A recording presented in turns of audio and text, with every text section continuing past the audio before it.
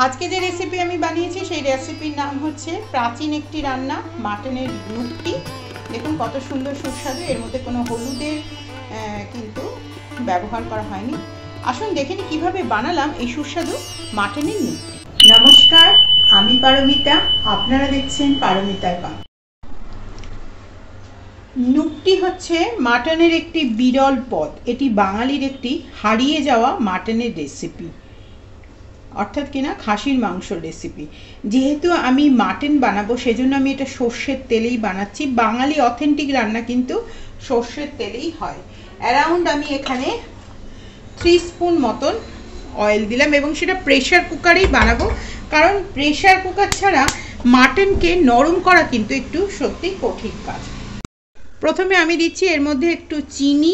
এবারে তেল এবং চিনিটা যে ভাজলাম ওর সাথে দিয়ে দিচ্ছি 1 চামচ গাওয়া ঘি। আমি দিয়েছি গোটা জিরে, এই যে গোটা গরম মশলা, দারুচিনি, এলাচ, পেঁয়াজ কোচানো। এই নুক্তিতে কিন্তু পেঁয়াজ দুবার পড়বে। প্রথমে একবার এই যে পেঁয়াজটা দিলাম, দিয়ে ভেজে নিচ্ছি। প্রথমে এই যে পেঁয়াজ, শুকনো লঙ্কা এবং ফোড়ন দিয়ে যেটা হলো সেটা প্রথমে ভাজা হচ্ছে।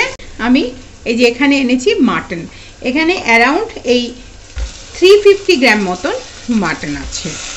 অল্প একটু মাটন দিলেই কিন্তু নুক্তি তৈরি হয়ে যায়। এই যে দেখুন মাটন দিলাম। এবার এই মাটনটাকে খুব ভালো করে কিন্তু প্রথমে ভাজতে হবে। প্রতিটি রান্নারই নিজস্ব একটা বৈশিষ্ট্য আছে। নুক্তির বৈশিষ্ট্য হচ্ছে কিছু মশলা পড়ার আগে মাটনটা তেলের মধ্যে খুব ভালো করে ভেজে নিতে হবে। এরকম ছোট ছোট টিপস এবং ট্রিক্স পেতে আপনারা অবশ্যই আমার চ্যানেল পারমিতার পাকঘর সাবস্ক্রাইব করে রাখুন এবং বেল আইকনটা আপনারা বাজিয়ে রাখুন, কেননা যখনই আমি নতুন রেসিপি দেব আপনাদের কাছে পৌঁছে যাবে আমার চ্যানেলের ইনস্ট্যান্ট নোটিফিকেশন। এই যে দেখুন এটা খুব ভালো করে মাটনটাকে প্রায় মিনিট 5 ধরে আমি এই শুধু মাটনটাকে ভেজে নেব। দেখুন মাটনটা কখন ভেজে তৈরি হয়েছে আপনারা বুঝবেন যখন দেখবেন মাটনের কালার পাল্টে একদম সাদা হয়ে গেছে, তার মানে কিন্তু মাটনটা সম্পূর্ণ ভাজা হয়ে গেছে। দিয়ে দিচ্ছি 1 চামচ আদা এবং রসুনের পেস্ট।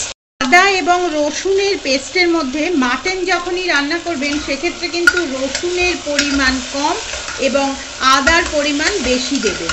এটা ছিল এই রান্নাটার একটা টিপস। ঠিক সেরকমই যখন চিকেন রান্না করবেন তখন রসুনের পরিমাণ বেশি এবং আদার পরিমাণ কম দেবেন। পুরো ভর্তি 1 চামচ ধনে গুঁড়ো আর আরও হাফ চামচ মানে 1.5 চামচ ধনে গুঁড়ো। ধনের প্রাধান্যটা কিন্তু অত্যন্ত বেশি প্রয়োজন। দেব একটু কালো গোলমরিচের গুঁড়ো, এই যে কালো গোলমরিচের গুঁড়ো দেব। সামান্য একটু পরিমাণে লঙ্কা, যেহেতু গোলমরিচটা অলরেডি অনেকটা, এটা কিন্তু দেগি মির্চ অনেকটা দেয়া হয়েছে সেজন্য লঙ্কার পরিমাণ কম। আর দেব পরিমাণ মতো লবণ। আমি এখানে যেহেতু 350 গ্রাম মতন মাটন ব্যবহার করছি সেজন্য আমি এখানে 1.5 চামচ মতন লবণ দিলাম। আপনারা আপনাদের স্বাদ মতন লবণ দেবেন, কিন্তু এই লবণটা কিন্তু এই রান্নাটার জন্য যথেষ্ট লবণ। জল অ্যারাউন্ড আমি 1 কাপ মতন এর মধ্যে জল দেব। ব্যাস আর কিছু না।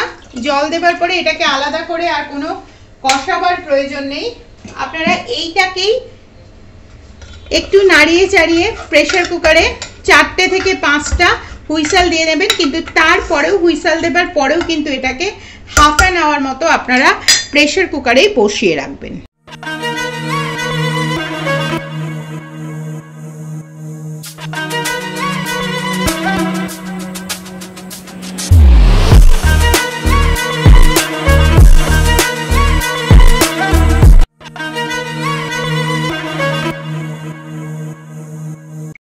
ওপর থেকে আরও আরেকবার পেঁয়াজ দিয়ে দেবো। এটা কিন্তু দো পেঁয়াজা নয়। দো পেঁয়াজের সাথে এটার পার্থক্য হলো দো পেঁয়াজা হলে কিন্তু পেঁয়াজ একটু ভেজে দিতে হয়, আর এটা ওপর থেকে কাঁচা পেঁয়াজটাই আমি কিন্তু দিয়ে দিলাম। নুক্তি একদম তৈরি হয়ে গেল, কিন্তু এর সাথে নুক্তি কিন্তু একদম সিম্পলভাবে পরিবেশন করা হয়। এর মধ্যে কিন্তু কিচ্ছু থাকে না। দেখুন এই যে আমি এইভাবে এটা জাস্ট পরিবেশন করে নিচ্ছি। এর মধ্যে আর কিন্তু কোনো গরম মশলার ব্যবহার হবে না, একটু সামান্য ঘি দিয়ে। এই যে দেখতে পাচ্ছেন ঘি, এটা দিয়ে এটা ফিনিশ হলো। তাহলে ঘি দিয়ে একদম শেষ ফিনিশ করে পরিবেশন করে নিলাম মাটনের নুকটি। আশা করি আজকে আমার এই রেসিপিটা আপনাদের ভালো লাগলো। যদি ভালো লেগে থাকে তাহলে অবশ্যই চ্যানেলটিকে সাবস্ক্রাইব করে আমার সাথে থাকবেন। আমি আবার ফিরবো আবার একটি নতুন রেসিপির সাথে। তাহলে ঘি দিয়ে একদম শেষ ফিনিশ করে পরিবেশন করে নিলাম মাটনের নুকটি। আশা করি আজকে আমার এই রেসিপিটা আপনাদের ভালো লাগলো। যদি ভালো লেগে থাকে তাহলে অবশ্যই চ্যানেলটিকে সাবস্ক্রাইব করে আমার সাথে থাকবেন। আমি আবার ফিরবো আবার একটি নতুন রেসিপি।